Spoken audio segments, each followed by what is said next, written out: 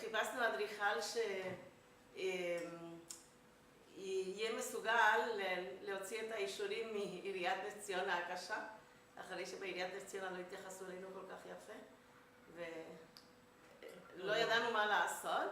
אז אנריקה חיפש גם באינטרנט, גם בספר טלפונים, גם בזה. ראה, הלכנו לפגישה, ומאוד מאוד מאוד התרשמנו ונשארנו. לא רוצה, תומר מציע שירות מלא.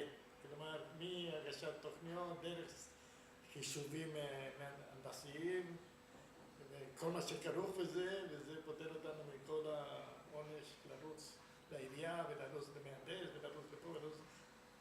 one person מקבל את התיק, עושה את כל העבודה מאלף ואכן קיבלנו אישור בסוף. ולי הוא שידר אמינות, ולי זה מאוד מאוד חשוב. אז תכף ומיד אפילו לא עשינו סקר, לא כלום, נשארנו אצלו ואנחנו לא מתחרטים על זה. וחוץ מזה קוראים לו תומר מניח אצלנו.